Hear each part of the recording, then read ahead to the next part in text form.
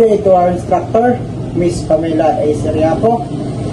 My name is Alger C. Mapa, together with my groupmate, Rick John C. Orbeta. and this video presentation, we are going to explain what is blow baguettes. So, blow baguettes is a popular pre-drive safety checklist to make sure a vehicle is safe, legal, and road ready before you start driving.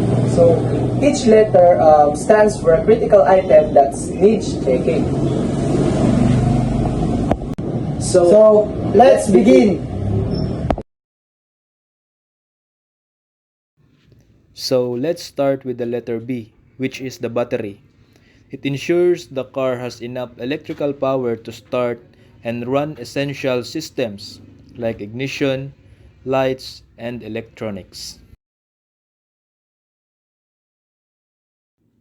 The second one is letter L, which is the lights. Allows you to see and be seen. This includes headlights, brake lights, turn signals, hazard lights, and reverse lights.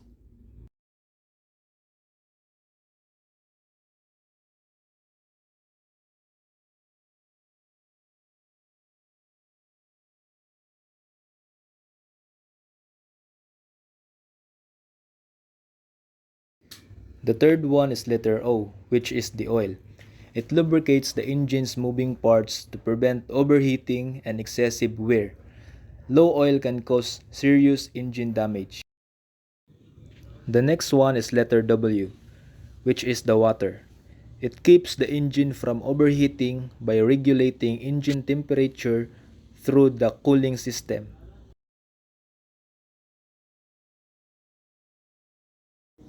And the next letter is letter B, which is the brakes. It ensures you can slow down and stop safely. This includes checking brake fluid level and verifying pedals feel firm, not spongy.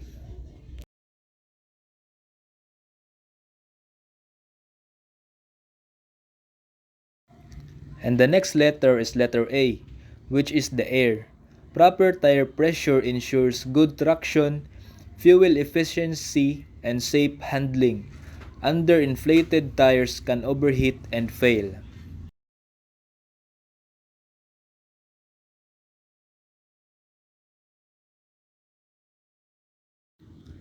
The next one is letter G, stands for gas.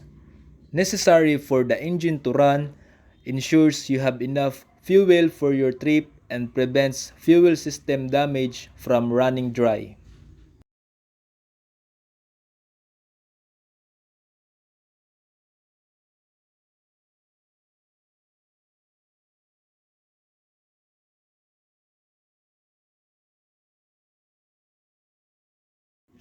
The next one is letter E, stands for engine.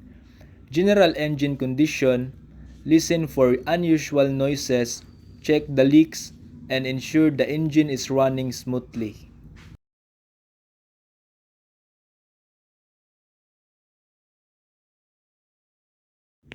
And the next letter is letter T, stands for tires.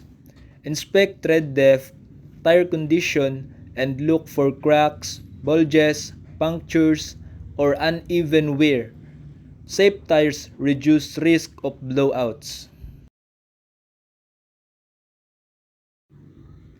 And lastly, the letter S stands for self.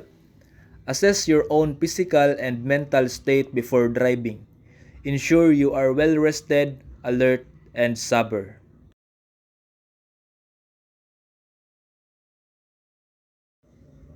And that's conclude our video presentation. Thank you.